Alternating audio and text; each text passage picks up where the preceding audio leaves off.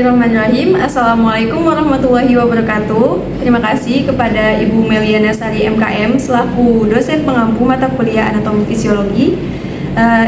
Di sini saya akan membawakan sebuah presentasi yaitu tentang sistem vaskular. Tentunya saya tidak sendiri, yaitu dengan rekan-rekan presentasi saya yang akan saya sebutkan dan namanya akan ada di belakang saya. Yang pertama ada Salsabila Nashwa Khairunisa dengan NIM 001. Yang kedua ada Winda Amelia dengan NIM 0024. Lalu yang ketiga ada Zahra Nabila Ramadhani dengan NIM 009. Ada Silmi Kusmawardani yaitu saya sendiri dengan NIM 030. Dan ada Erlina Satya Aryani dengan NIM 032. Dan selanjutnya ada Amanda Novia Ramadhani dengan NIM 010. Dan terakhir ada Alia Maulidina dengan NIM 031. Untuk mempersingkat waktu, langsung saja akan ada pemaparan materi yang akan disampaikan oleh pemateri pertama, yaitu adalah Winda Amelia. Baik, untuk yang materi yang pertama ini adalah mengenai distribusi aliran darah. Siklus perkapirala akan membesar pada jaringan yang aktif dan mengerut pada jaringan yang kurang aktif. Lalu arterial juga akan mengerut untuk mengurangi aliran darah ke organ yang kurang aktif. Hal ini memastikan bahwa organ yang aktif secara metabolik akan menerima oksigen yang cukup. Nah, tapi hal ini tuh biasanya relatif dengan tubuh kita atau jantung kita saat normal maupun saat berolahraga. Nah, baik, untuk yang slide selanjutnya yaitu mengenai curah jantung normal dan curah jantung saat kita sedang berolahraga. Nah, ini curah jantung yang normal ini menghasilkan 5000 mili per menitnya, sementara kalau curah jantung yang kita sedang olahraga itu menghasilkan 15 mili per menitnya.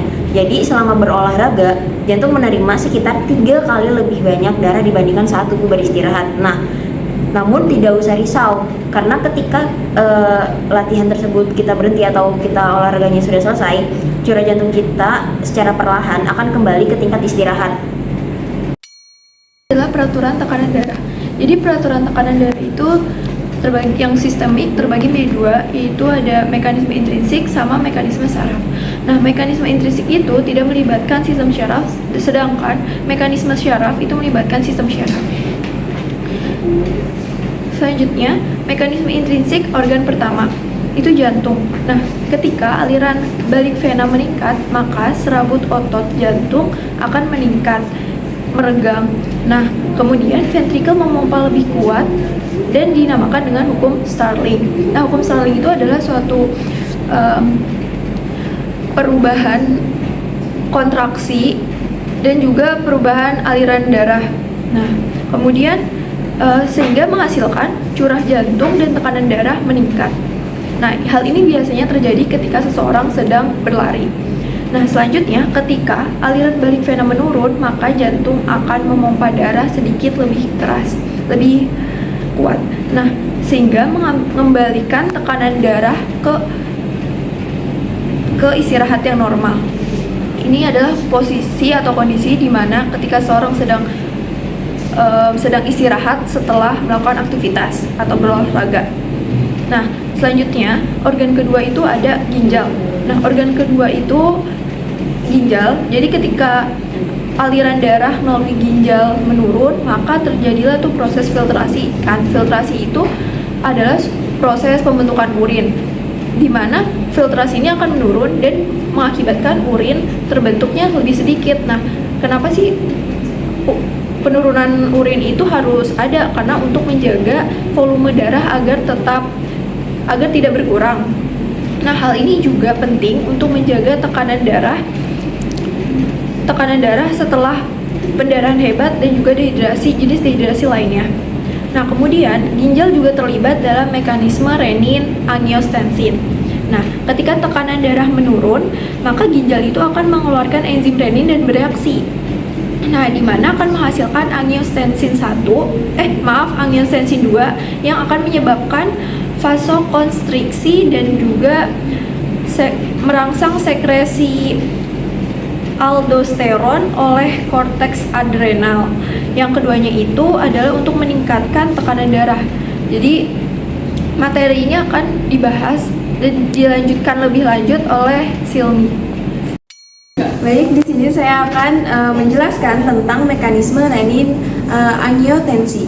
Nah, tadi kan sudah dijelaskan oleh Salsabila Nashwa tentang mekanisme renin yang sebelumnya. Nah, di sini saya akan menjelaskan mekanisme renin-angiotensin. Nah, yang pertama di sini ada gambarnya ya. Pertama, dimulai dari penurunan tekanan darah yang merangsang ginjal untuk mengeluarkan renin. Lalu yang kedua, renin memecah protein plasma angiotensinogen yang disintesis oleh hati menjadi angiotensin 1. Lalu angiotensin 1 diubah menjadi angiotensin 2 oleh enzim yang disebut dengan enzim pengubah yang disekresikan oleh paru-paru dan endotel pembuluh darah. Lalu proses yang terakhir yaitu ada angiotensin 2. Angiotensin 2 ini menyebabkan vasokonstriksi yang merangsang korteks adrenal untuk mengeluarkan hormon aldosteron.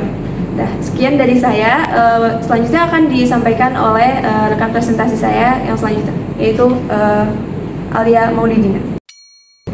Lalu ada shock peredaran darah. Shock peredaran darah adalah kondisi di mana curah jantung menurun sehingga jaringan kekurangan oksigen dan pemumpukan produk limbah. Penyebab shock itu ada yang pertama shock kardiogenik, paling sering terjadi setelah infark miokard, yang paling tetapi mungkin juga disebabkan oleh fibrilisasi ventrikal. Yang kedua adalah shock hipovolemik, terjadi akibat penurunan volume darah, seringkali disebabkan oleh peredaran darah hebat. Yang ketiga adalah shock anafilaksis, adalah reaksi alergi masif di mana histamin dalam jumlah besar meningkatkan permeabilitas kapiler dan vasodilatasis di seluruh tubuh. Yang keempat adalah shock septik, adalah akibat dari septikemia, yaitu adanya bakteri dalam darah. Lalu ada tahapan shock. Yang pertama adalah shock kompensasi, respon tubuh mempertahankan curah jantung, misalnya setelah peredaran darah kecil detak jantung meningkat, pembuluh darah menyempit, dan ginjal menurunkan keluaran urin untuk menghemat air. Lalu yang kedua ada shock progresif, keadaan shock yang menyebabkan lebih banyak kejutan. Setelah peredaran darah hebat, curah jantung menurun dan miokardium sendiri kekurangan darah. Yang ketiga yaitu ada shock irreversibel, tidak ada bantuan medis yang besar. Hal ini dapat mengembalikan curah jantung menjadi normal. Selanjutnya saya berikan kepada Zahra Nabila. Ya, saya akan membahas tentang penuaan dan sistem vaskular. Jadi penuaan pembuluh darah terutama arteri diyakini dimulai sejak masa kanak-kanak. Meski dampaknya tidak terlihat selama beberapa dekade, timbunan kolesterol akibat enterokolosis dapat dikarenakan terjadi seiring bertambahnya usia, dengan konsekuensi paling serius pada arteri koroner. Pembuluh darah juga memburuk seiring bertambahnya usia, dinding tipisnya melemah dan meregang. Selanjutnya yaitu ringkasan. Pada pembuluh darah bukanlah saluran pasif, melainkan kontributor aktif terhadap homeostatis. Arteri dan vena membantu menjaga tekanan darah, dan kapiler menyediakan tempat pertukaran bahan antara darah dan jaringan. Selanjutnya yaitu sistem vaskular terdiri dari arteri, kapiler, dan vena yang dilalui darah. Arteri itu membawa darah dari jantung ke kapiler yang mempunyai 3 lapisan di dindingnya. Yang pertama yaitu 2 lapisan dalam tunika intima berbentuk gepeng sederhana. Jaringan epitel endotelium sangat halus untuk mencegah pembekuan darah yang tidak normal, mengeluarkan oksida nitrat atau NO, suatu vasodilator. Dan yang kedua yaitu 3 lapisan tengah, yaitu tunika media, otot polos, dan jaringan ikat elastis berkontribusi terhadap pemeliharaan tekanan darah diastolik (BP). Yang ketiga yaitu ada 4 lapisan luar atau tunika eksterna, yaitu jaringan ikat fibrosa untuk mencegah pecah. Yang kelima, penyempitan atau pelebaran diatur oleh sistem saraf otonom. Selanjutnya vena membawa darah dari kapiler ke jantung, 3 lapisan di dinding. Yang kedua, lapisan dalam endotelium dilipat menjadi katup untuk mencegah aliran balik darah. Yang ketiga, lapisan tengah otot polos tipis, karena vena tidak begitu penting dalam pemeliharaan tekanan darah. Yang keempat, lapisan luar, jaringan ikat fibrosa tipis, karena vena tidak membawa darah pada tekanan tinggi. Selanjutnya, anastomosis, hubungan antar pembuluh darah yang sejenis. Yang pertama, sediakan jalur alternatif aliran darah jika ada salah satu pembuluh darah. Yang kedua, anastomosis, arteri menyediakan aliran darah ke kapiler suatu organ, misalnya lingkaran Willis ke otak. Dan yang ketiga, anastomosis, vena berfungsi mengembalikan darah ke jantung dan paling banyak terdapat pada vena di kaki. Selanjutnya saya serahkan kepada Erlina Satya.